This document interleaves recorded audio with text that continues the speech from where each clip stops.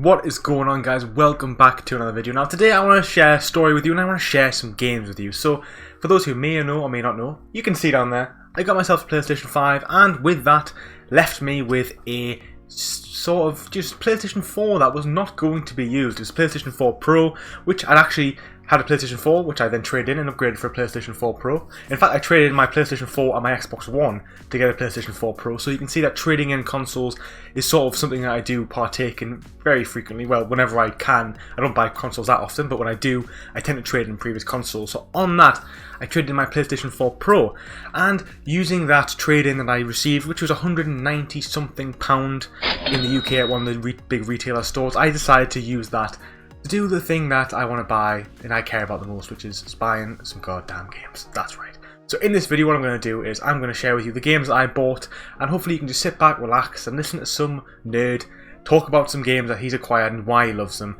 and live vicariously through me. So don't forget to like and subscribe, and let's just roll the drop and drop the drop and get on with the video.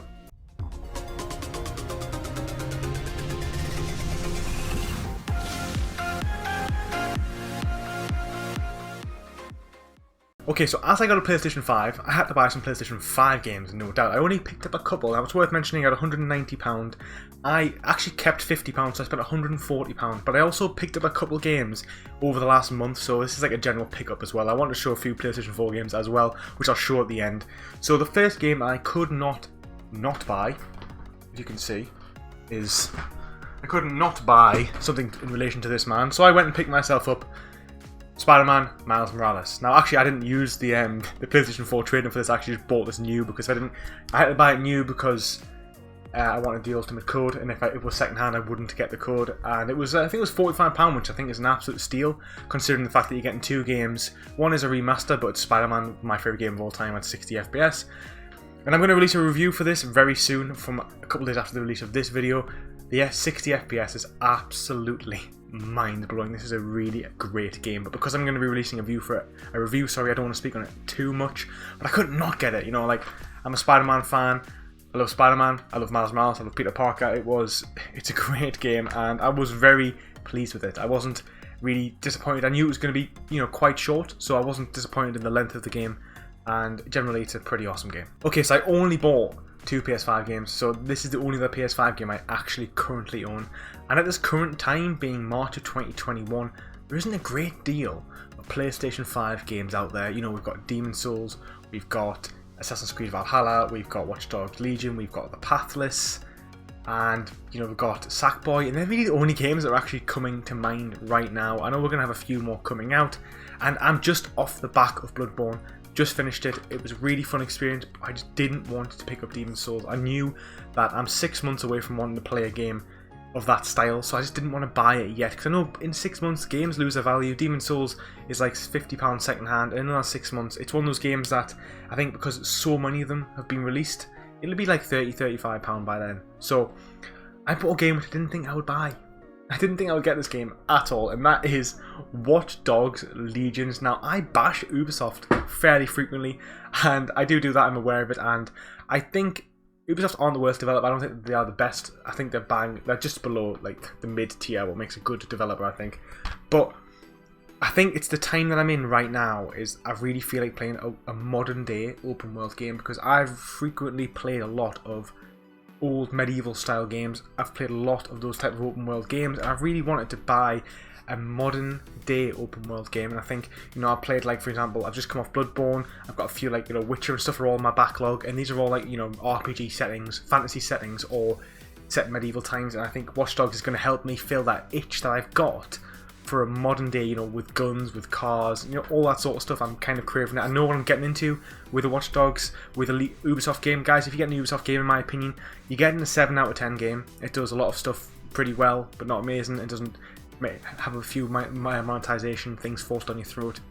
But it's a 40-hour platinum. I know I'll have a lot of fun. Well, I think I'll have fun at least in the first 20 hours. Who knows for the full length of the game.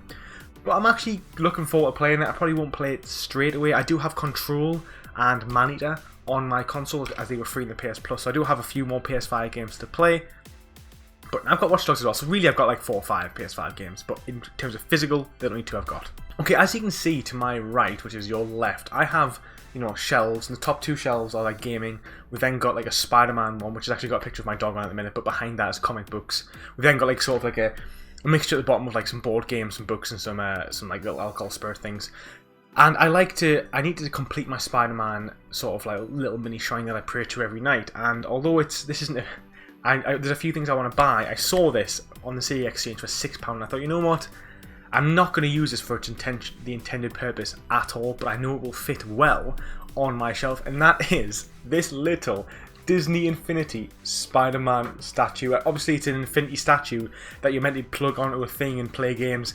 I have absolutely no intention of using it for that purpose, but I thought it would look really cool just on my shelf with my other statues, because this is the thing, statues and busts are not cheap. Like that Spider-Man one, which is quite poorly made, is on the lower end. It's like £50, and I think most statues and busts are like, you know, upwards to £200, and I don't really think I can justify paying that much for a statue.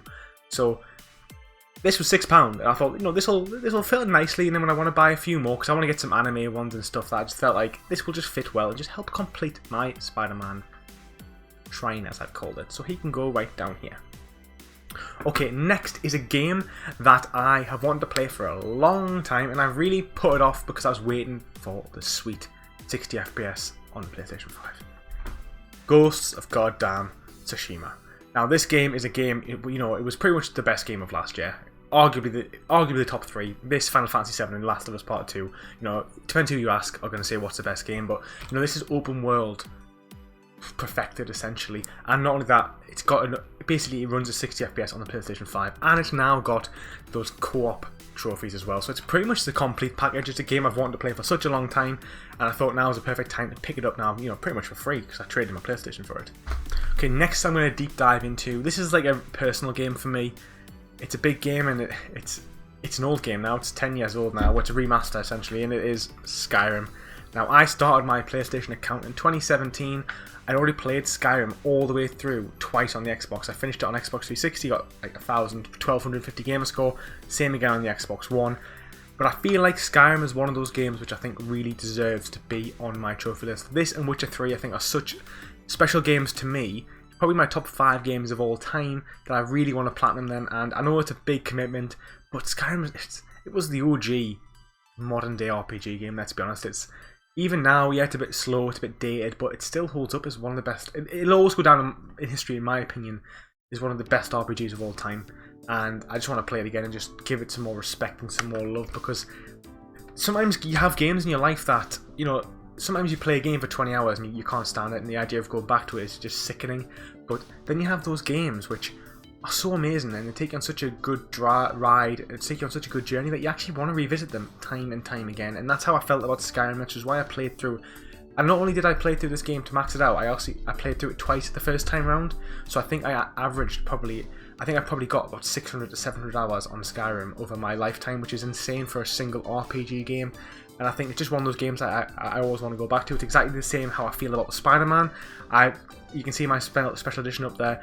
I probably return to that game every 3 to 4 months just to turn on for an hour or two and just spin around and just have a great time. So it's one of those games, and I think it's amazing for it.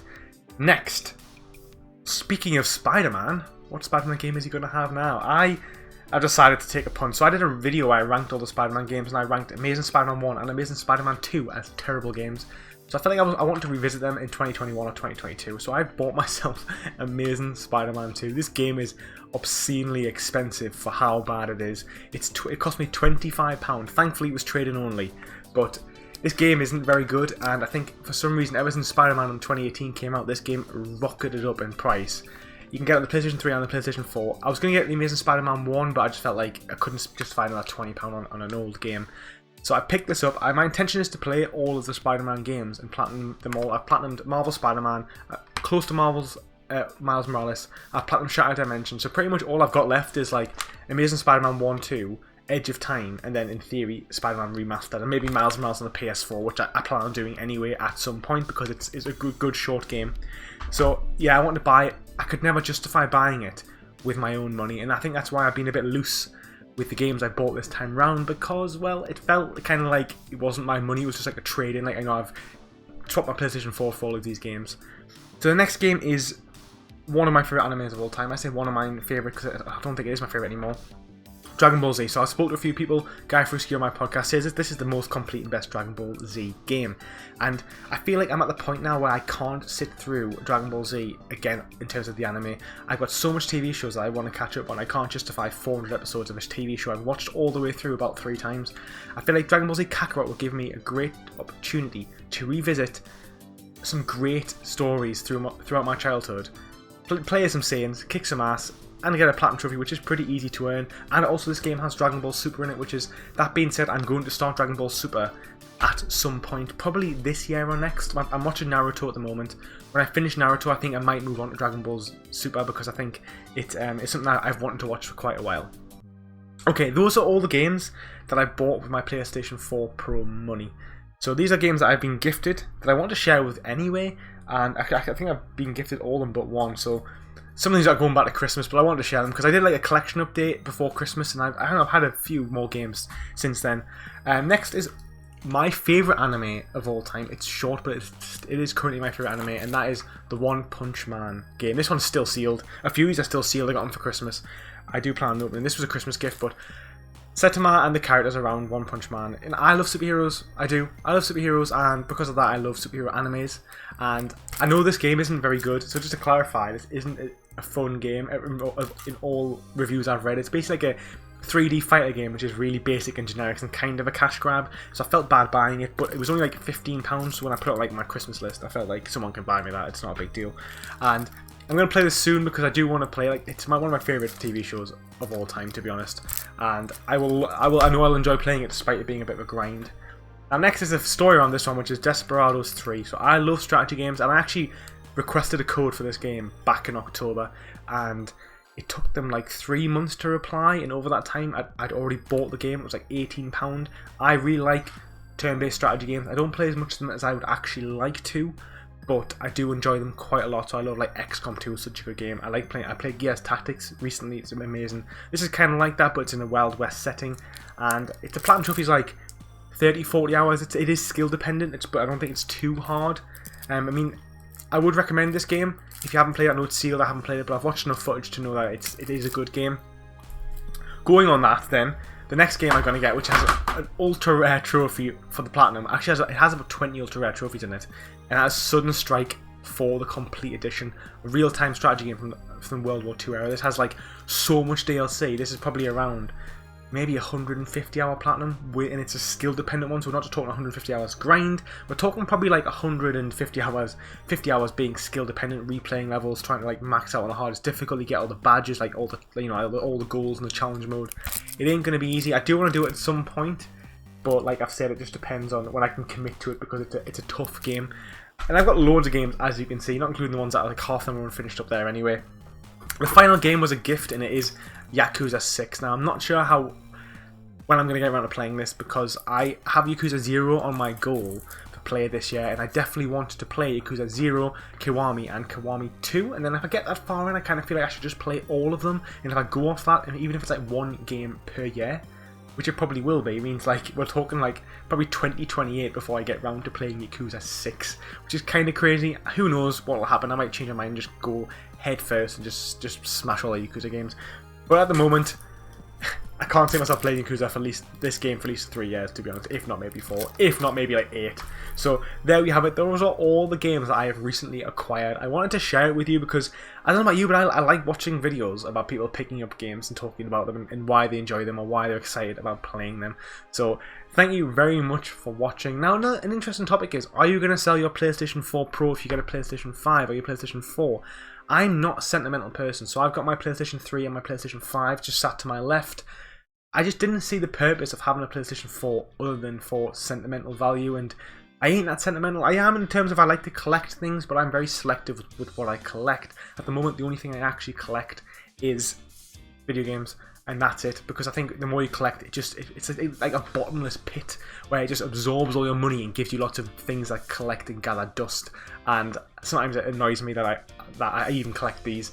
But because of that, that's why I don't have no like hard feelings about trading in a PlayStation 4 Pro, my PlayStation, because I know for a fact it's going to sit there and gather dust. I have no intention of using it, and it's kind of like, you know, it's going to depreciate incredibly. But I was going to buy a PlayStation 5 before the new year. My PlayStation 4 Pro was valued at £220, and now it was valued at £190, so it lost like 10-15% value over a 3-month period. So I think over the next 6 months, PlayStation 4 Pros will probably like I'm saying I got £190 for my trade-in. They're probably still selling for £300, but I can see them dropping in value probably quite significantly over the next, say, 6 months to a year. And not loads, but probably if a second-hand one's going to cost you £300 now, it probably costs you £250 in 3 months' time, which means the people trading them in get even less money. And you know, I feel like when you have hobbies that consume a lot of your money, which gaming does, it's good now and then when you get given an opportunity to reinvest some of that. It's good to take advantage of those things. Not everybody feels this way. I understand a lot of people like to keep things for sentiment, which is absolutely fine. You do you. But I'd like to hear your thoughts down below. Let me know, you know, if you bought any new games, if you've got any recommendations for PlayStation 5 games. I am going to buy Demon's Souls at some point. Like I said, I've got £50 on my voucher left, and I'm going to wait until one PlayStation 5 game catches my attention. At the moment, I think it's Sifu, the like Kung Fu fighting game, has really taken my fancy, so that might be my next PlayStation 5 purchase. Because as you can see, with all these games, I don't need to buy a new game for a very, very long time. That doesn't mean I know I will. I probably will end up buying one, but that is just how it works when you're a gamer. You either have too much time and not enough money to get the games you want, or you have enough money but not enough time to play the games you want to play. But that is just, such is life and having a hobby.